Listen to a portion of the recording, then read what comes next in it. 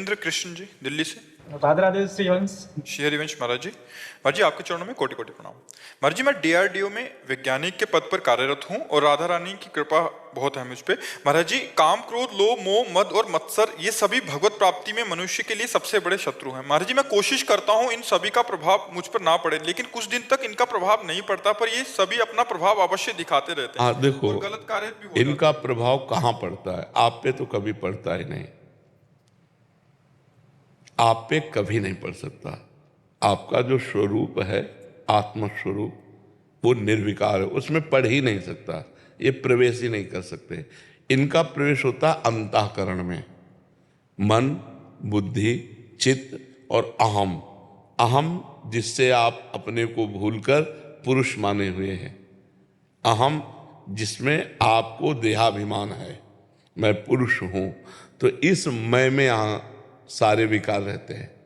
मैं शरीर हूं तो भोगों की तरफ नाना प्रकार, और भोग चाहिए तो अर्थ चाहिए, और अर्थ लोलुप काम लोलुप वृत्ति हम अपने ऊपर आरोप कर लिए, यद्यपि मेरे ऊपर नहीं है, अंतःकरण पर है। पर अंतःकरण में इतनी प्रियता है कि हम अंतःकरण की हर बात को मैं में मानते हैं। जैसे मन नेत्र के साथ रूप देखना चाहता है तो हम क्या कहते हैं, मुझे रूप देखना है, गड़बड़ हो गया। जबकि मन नेत्रेंद्रिय के साथ, मन ज्ञानेंद्रिय नेत्रेंद्रिय उसके साथ मिलकर, और हम उसके साक्षी हैं, हम रोकना चाहे उसे रोक ले, पर रोकने की बात ही नहीं आती, हमें लगता है मैं ही देखना चाहता हूं, तो बस इसलिए चला जाता हूं। जब तक देहाभिमान गलित नहीं होगा तब तक इन विकारों का प्रभाव आता रहेगा। देहाभिमान गलित होने के लिए खूब नाम जप करो, सत्संग सुनो, धीरे धीरे जब ज्ञान प्रकट होगा तो देहाभिमान। आप शरीर तो है नहीं प्यारे, पक्की बात समझो, 100 में 100% आप शरीर नहीं है। शरीर को आपने अपना मैं स्वीकार किया है। थोड़ा ज्ञान होने पर लगता है शरीर मेरा, जब शुद्ध ज्ञान होता है तो बिल्कुल ये ऐसे है जैसे आप गाड़ी पे बैठे हैं, आप अलग हैं गाड़ी अलग है, आप अलग हैं गाड़ी अलग है। ऐसे मनुष्य शरीर रूपी गाड़ी परमार्थ की यात्रा के लिए भगवान ने आपको दी है। हम गाड़ी को गाड़ी न मानकर मैं ही मान लिए, तभी हम कंट्रोल नहीं कर पा रहे। जो देखना सुनना भोगना छूना वो सब मैं में आ रहा है कि मैं देखूं, मैंने भोगा, मैंने किया, मैं तो अहंकार विमूढ़ आत्मा करता हमिति मन्यते। अहंकारी मूढ़ता को प्राप्त हुआ पुरुष ऐसा मानता है, इसलिए इन पर विजय प्राप्त नहीं कर पाता। इसके लिए हमको भगवान नाम जब शास्त्र स्वाध्याय सत्संग तब हमारी समझ में आएगा।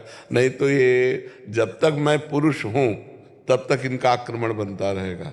जब तक मैं पुरुष स्त्री आदि भावना है तब तक उसी भावना में इनका आक्रमण होता है। आपका ये भाव बोल जाए कि मैं पुरुष हूँ, मैं आत्म तत्व हूँ, मैं ब्रह्म हूँ, या मैं भगवान का दास हूँ, इनका अस्तित्व नहीं पड़ेगा। तो वो थोड़ी देर ना आना भी एक भ्रम जैसा समझो। जिसको लगता है कि जैसे थोड़ी देर नहीं आया लेकिन फिर आ गया, वो एक भ्रम जैसा वो रहते हैं। महाराज जी 2-3 महीने तक तो ठीक रहता हूँ मैं, उसके बाद फिर दिखाना। हाँ देखो ना, अभी गलती हुई ना, 2-3 महीने मैं ठीक रहता हूं। ये मैं कौन बोल रहा है? शरीर उधारी अपने को आप देख रहे ना, जब तक ये रहेगा तब तक इसमें आते रहेंगे। जब ये हो जाएगा कि मेरे में तो कभी ना था ना है ना रहेगा, ये अंतःकरण में आता। अब चूंकि ये ज्ञान का विषय है ना, अब काम क्रोध पर विजय प्राप्त करना कोई छोटी मोटी बात है। जहां से विज्ञान समाप्त होता है वहां से अध्यात्म शुरू होता है।